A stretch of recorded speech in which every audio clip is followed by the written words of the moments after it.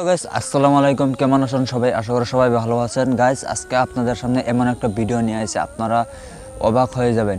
তো গাইস আজকে আপনাদেরকে এমন দুজন ব্যক্তির কথা বলবো, যে ব্যক্তি মানে দুজন ব্যক্তি হচ্ছে একজন স্বামী একজন স্ত্রী। তো স্বামী স্ত্রী আল্লাহর কাছে সবসময় দোয়া করতেন যেন তারা একদিনে এক সময়ে দুজন দুনিয়া ছেড়ে চলে যেতে পারে। তো আজকে তারা কে হে মানুষ দুজন কে আর কোথাকার, তো সেটা আজকে আপনাদেরকে এই ভিডিওতে দেখাবো আর বলবো সব কিছু। আপনারা ভিডিওটি স্কিপ না করে পুরো ভিডিওটা দেখবেন আর আমার সাথেই থাকবেন। তো চলুন আজকের ভিডিওটা শুরু করা যাক। স্বামী এবং স্ত্রী সব সময় আল্লাহর কাছে চাইতেন যেন তারা একদিনেই দুইজন দুনিয়া ছেড়ে চলে যেতে পারেন, এবং অলৌকিকভাবে ষোলোই সেটা অলৌকিকভাবে সেটাই হলো। এই ঘটনাটা বাংলাদেশেই ঘটেছে। আর কোথায় ঘটেছে এই পুরো ঘটনাটা আমি আপনাদেরকে বলছি। পুরো ভিডিওর সাথেই থাকবেন আর ভিডিওটি শেয়ার করে সবাইকে দেখার সুযোগ করে দিবেন।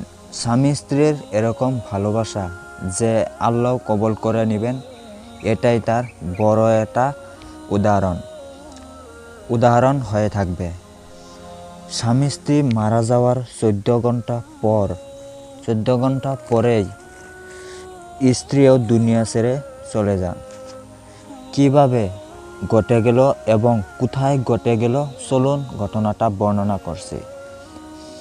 এই যে দেখতে পাচ্ছেন পাশাপাশি দুইটা কবর, স্বামীর এবং স্ত্রীর।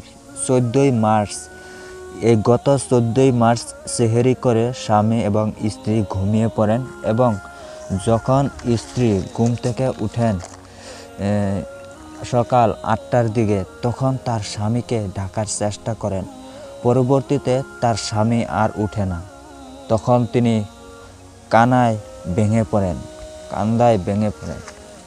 এবং লোকজন এসে দেখেন এরকম একটা অবস্থা, তার স্বামী আর দুনিয়াতে নেই, দুনিয়া ছেড়ে চলে গিয়েছে।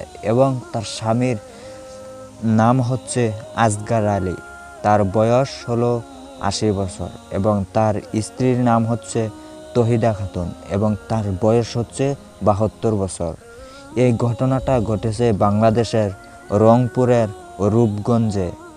এরকম একটা ঘটনা সেই এলাকাবাসীরা দেখে সত্যি সবাই অনেক বেশি অবাক হয়ে গেছে।